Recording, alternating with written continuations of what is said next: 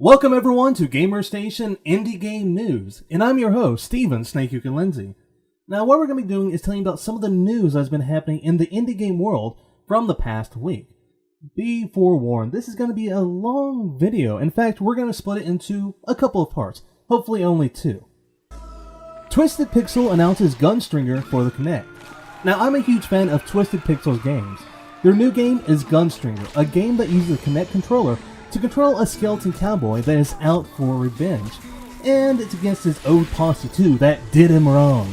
Controls as shown in the trailer appear to indicate that you control the Gunstringer in a marionette style, and you use other hand gestures for motions like spinning your guns. Gameplay will be platforming with on-rail shooter sections, which seem very reminiscent to Comic Jumper. No news yet on a release date, or if the game will continue the humor that was apparent in the previous games. Experimental Gameplay Project, ASCII in February. I'm a huge fan of the games over at Experimental Gameplay Project, probably one of the first places that I really got into indie games, and I love the ideas for the contests they've been having. This month the theme is ASCII. That's right, the game can only have graphics that exist in the ASCII table chart. If you're a game developer and are interested, you can head over to their website to submit your game. If you aren't, wait till the end of the month to see the entries. Mountain Blade with Fire and Sword coming this spring, an announcement trailer is revealed. If you bid in select European markets, you may have had this game already. But coming this spring, us English speakers will finally be able to get it. Based upon a famous Polish fictional novel of similar name, we can expect to play in a 17th century Polish-Lithuanian Commonwealth. The game will feature customizable troops, siege options, multiplayer, and an improved combat system involving the newly introduced firearms and explosives. Get your Pink Knight and Castle Crashers to help in the fight against breast cancer.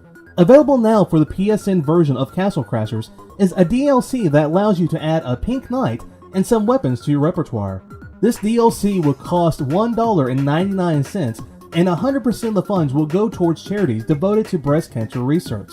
For those that have the XBLA version, like yours truly, you will have to wait till an undetermined time to get it. If my math is right and they keep the price, it should be going for 160 Microsoft points.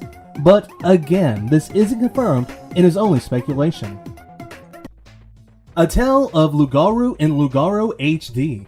If you bought the Humble Indie Bundle, one of the games you would have got was Lugaru HD, a game involving a kung fu fighting rabbit.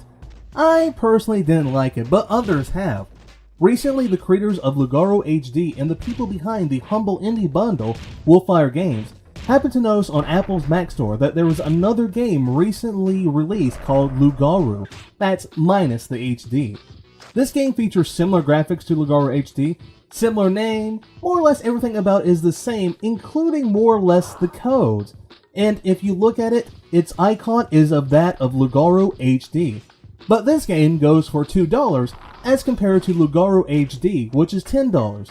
The group behind Lugaru, iCoder, defended their action by stating that in Wolfire's May 2010 blog post, in which they made their game open source, that they say that people could port their game to other platforms and that they have, and I quote, have every legal right to market and sell the software.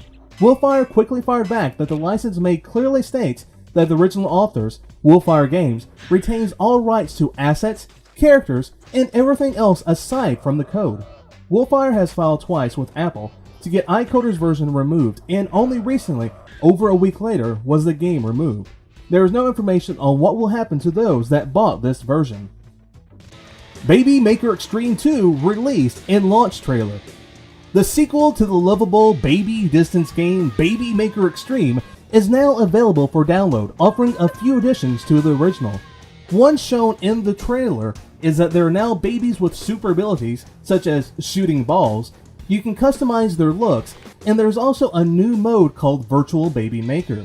You can download the game now for 80 Microsoft points or $1 real-world dollar from the Xbox Live Indie Game Marketplace. GDC 2011 adds Cave Story creator and Limbo talk. Joining this year's GD Talks are two indie developers whose games are almost complete opposites of each other. Daisuke Pixel Amaya behind the game Cave Story will be having a talk that will be talking about what it took to create the original cave story and its remakes, the inspirations of Amaya, and his design belief. The other is the lead gameplay designer of Limbo, Jeppe Carlson. This lecture is being called Designing Limbo's Puzzles and will feature a look at the puzzles, the principles, and the process that goes into the puzzle designs in Limbo. These two are just the newest ones of several indie developers being involved this year. A brief video comparison between Closure, Old, and New. Closure started off as a browser game in 2000, and since then, it has been getting a graphical overhaul. As some people are unsure of the difference between the upcoming version and the old browser game, they released a video showing it. While the video easily shows the difference in the graphical quality of them, it doesn't show or really compare what one can do that the other can't in the gameplay department. There is still no exact release date for the game, but it is supposedly supposed to be coming out sometime this year. Desktop Dungeon comes to Mac. Good news for all the Mac owners out there who are wanting a free roguelike dungeon crawler game. The much-loved Desktop Dungeon is now available for Macs. As this is still an early copy of the game for Mac, only version 0.15, there are still a couple of issues in it that may need to be addressed. Two issues testers noticed is that the game may slow down sometime and that one or two tile sets may look off, but this shouldn't stop you from experiencing this game and getting the updates as they are released. Skullgirls coming this summer and being published by Autumn Games. While I'm far from being a fan of fighting games, in fact I kind of suck at them, I can understand the appeal of them. Skullgirls is planning to appeal to the 2D fighting fans as well as the lonely guys that like to have girl-on-girl action in their games. The roster will consist of only girls and each with their own unique look created by Alex Ahad. Recently, Autumn Games have decided to publish the game for PS3 and Xbox 360. More info on the game will be revealed at GDC. 100 Rogue developer reveals that updates and expansion pack provides only brief sell boost. 100 Rogues is a worthwhile pickup for your iOS device, and it's only going for 99 cents. Sadly though, it seems that this little game isn't getting enough love, as sales aren't that high, or at least by the developer standards. Even with the recent release of updates and expansions, there is only a brief boost in sales. While the first day has an increase in sales tenfold, the following days decreases by 50% or more, till they are back to the original selling point. The cautionary tale of 100 Rogues. Keeping with 100 Rogues, Keith Bergen, one of the people behind 100 Rogues, goes into detail about their marketing on the App Store and what they did right and wrong and what others out there should consider when marketing their own game. If you're considering creating a game on the iOS or just want to learn a little more about the behind the scenes going on with 100 Rogues, then you need to read this article. Nibblebit offers its entire App Store catalog for free. If you've been looking for some free games for your iOS, then you'll be happy to know that all of Nibblebit's games on the App Store are free for you to get. This will be for an undetermined time, so it's best to go and get them while they are free. Here's the full list of games that you can get for free.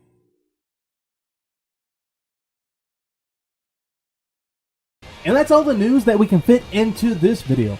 We'll have our second part up sometime tomorrow. Now, if you want to be up to date on news involving the indie game world, or you want to be up to date on our browser games of the week, or any of the times we do our previews, reviews, contests, and whatever else we decide to do, simply subscribe to us. It only takes one click of that subscribe button. It's not going to harm you, I think.